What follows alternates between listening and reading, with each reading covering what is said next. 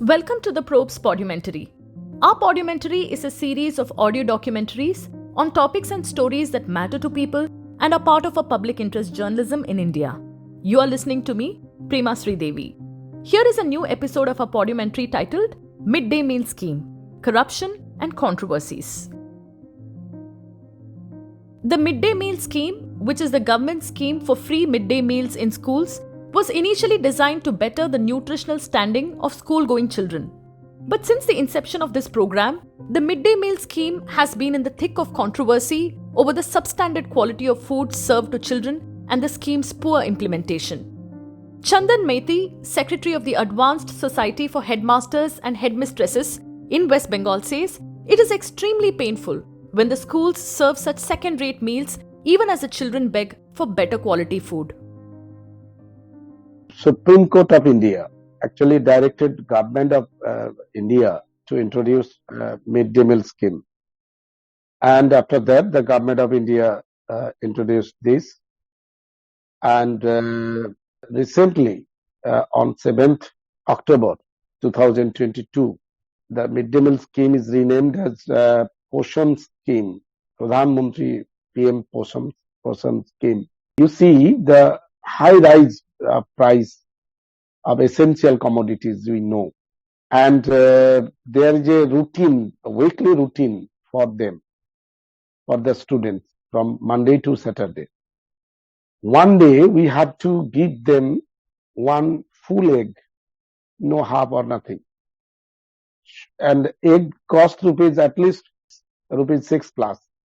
How can the school manage this, school authority or self-help group, whichever is engaged, manage this? You have to give a dal of 25 gram costing rupees near about 2, and there should be at least spices and oil, cooking gas, and there is nothing compensation given for the cooking gas, no subsidy. As a result, the self-help group or the school authorities fail to provide the proper nutritious food to the students which they demand. Sometimes students demand much more and we cannot provide them. It's whenever we are experiencing these things, this become very painful. And whenever you see this, my sons and daughters, they are eating such things, and whenever in school they are giving the poor meals, only the rice is provided by the FCI, that is the central government, and nothing else. As a result, it becomes a very painful picture for the school authorities, teachers to manage it. And how can we run it well with this meager amount of money? And the state government, central government should come forward jointly. This should be given the topmost priority. The centrally sponsored midday meal scheme covers all school children studying in classes 1 to 8 in government and government-aided schools. The scheme covers about 11.8 crore children studying in 11.2 lakh schools across the country. Asif Hussain Sohail, president of the Telangana Parents Association for Child Rights and Safety, says that the lack of monitoring of the scheme's implementation has thrown the program open to multiple anomalies. The government is paying them the proper amount, but when they deliver to the students, the quality of food is very low. I cannot buy, even I can't say the word low. That's the worst condition. But see, the students who comes to the government school, they don't have a food. They come here to have a lunch. At least if they can get a lunch, that's the reason they are coming to school, and they are getting educated over there. But what these agencies are doing, they are compromising an entire quality. So it's a completely failure of the administration system. Even the government should monitor it, and when any kind of inquiry form and inquiry committee ensure there, so what they does is they give the bribes, and they come out of it and saying it's a mistake of the cook, or someday that day it happened, not into the entire, and the witnesses, they get hostile and they threaten the complainants. Even the students, they can't complain this. Once they complain, they will be removed from the school. This is how the modus operandi this people work over there in these agencies. The day of inspection, what it happened over everywhere, I'm telling you, the day of inspection they get a good quality of food, right? They deliver, and they will ask the children to say that they are getting the good food every day. If not, they are not going to get the food from tomorrow, and they will be removed from the school. Though the Government of India has made the social audit of the scheme mandatory in all districts, in reality, the auditing and monitoring mechanism is fraught with numerous problems. Recently, in a letter, a minister in Madhya Pradesh alleged that midday meals were not distributed in 100 schools for about 6 months in the state. In UP, there have been media reports about schools serving plain rice with salt to children as part of the midday meal scheme. Asif Hussain Sohail says, as far as this program is concerned, monitoring is key. There should be a monitoring committee over there, and there should be a different department for the quality control, and there should be a centralized kitchen. And every month there should be the doctor consultation in the school. With this food, they should monitor about the growth of the child also, like it's benefiting or not. That's how we can get the report on how the quality food has been served.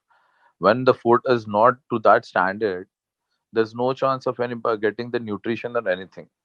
What the malnutrition issues what we are facing in India is because of that. Now, if you give for the food in the name, you're giving dal, but you're adding 80% of water. It's not going to help him. In September, the Income Tax Department searched over 50 places in Jaipur and other cities in Rajasthan in connection with the alleged irregularities in the supply and distribution of midday meals to school children. Dr. Sylvia Karpagam, researcher and a public health doctor, notes that today in our country, this scheme is reduced to mere tokenism and is depriving children of their nutritional rights. The whole idea behind the midday meal scheme itself was, it had a nutritional and also a kind of a larger social ideology in mind.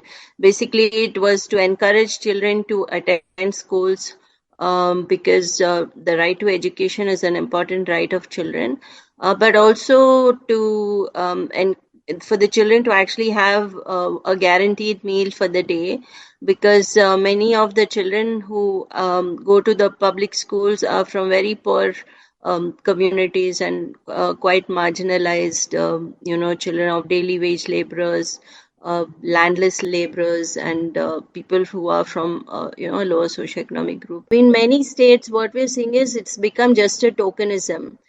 Just for the sake of giving something, it's being given. There's no commitment to improving the, nutritional or educational status of children. The thing is, the cereals and millets are the cheapest foods that are available, and that is what being given across, whether it's a public distribution system, whether it's the ICDS in Anganwadis, whether it's, what we give pregnant women, or, even in the midday meal scheme.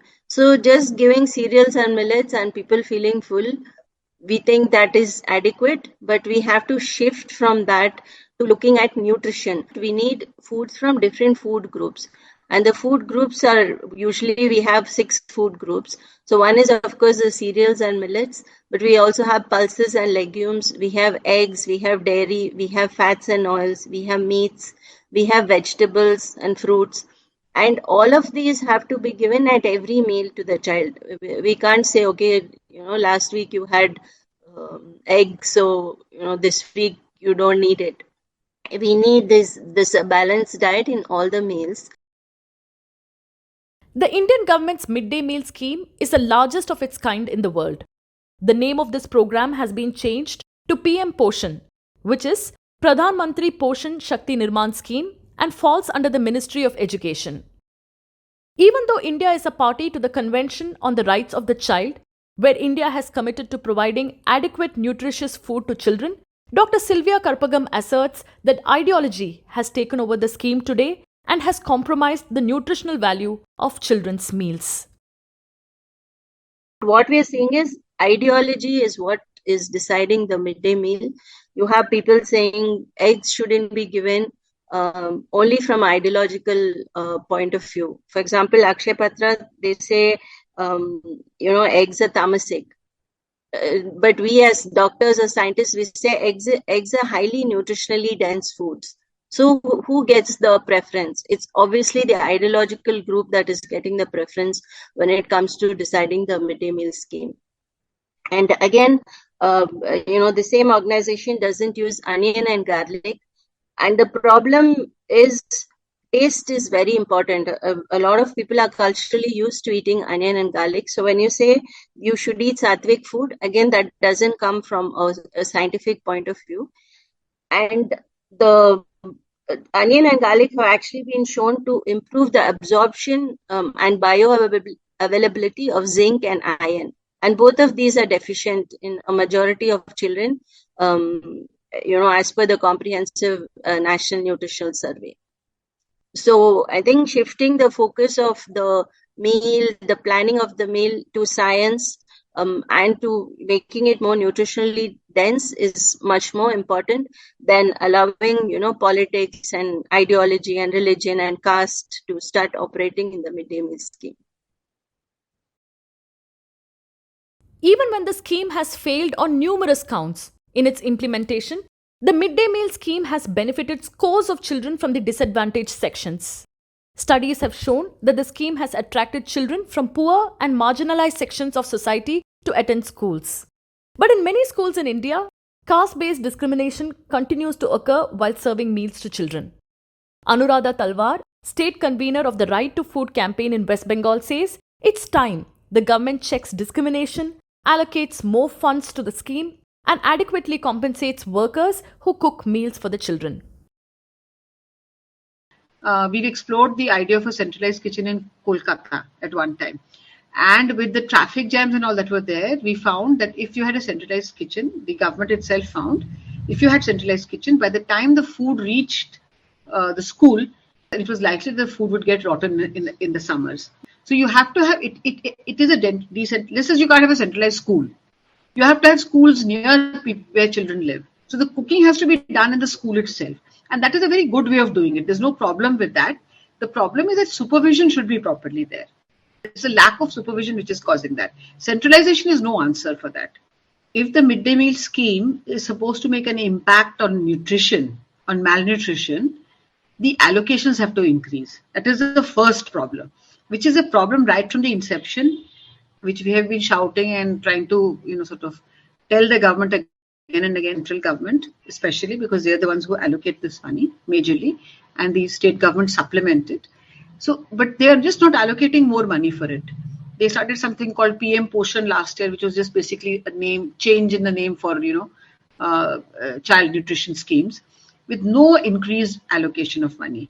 This year, they have increased allocation by 50 paisa per child per day, which is silly and stupid. So that is one problem. The second problem is that they have very, very badly paid cooks. So they pay these cooks for 10 months in the year, and they pay them pittance absolutely. I think in West Bengal it's 1,500 rupees a month. That kind of payment is absolutely unheard of for women who work for say 6-8 hours to cook these meals. So this is another very bad thing. Due to the hike in prices of essential commodities, many states are increasingly finding it difficult to match up to the nutritional standards while serving meals to the children. Food inflation has made the midday meal scheme lighter and less nutritious in thousands of schools across the country. Reduced budgetary allocation coupled with the issue of corruption has compounded the problems surrounding the scheme. Dr. Veena Shatrugna, former Deputy Director of the National Institute of Nutrition in Hyderabad, says that the government must adopt a science-based approach and hold consultations with right to food activists instead of the corporate sector so that the scheme is implemented in the best interest of the school child. The government nowadays does not consult the right to food activists anymore. They consult the corporate sector. And the danger is the corporate sector will advise a packet of biscuits or bread or something that comes from industrial production so that they can have their profits. That is the danger that is awaiting us. There should be parents' committees who should be involved in looking at everyday food. There should be feedbacks given. First, you should have every school cook the meal so that the principal is aware of any mistakes that are happening. And if there is a mistake, rectify it immediately. Is it so difficult to do it? Does it require SOPs for that? That every school takes responsibility, parents are involved, children are involved, they have the whole thing in their textbooks. Instead of talking about changing history, they should include what is a good midday meal scheme, lesson in their science books, and children should be asked to contribute there, write essays on it. There are methods of doing it if we want it. And once a child knows that he's written about this food, someday it will be there in his plate. So if children in the north want a particular kind of food, we should prepare it that suits their taste.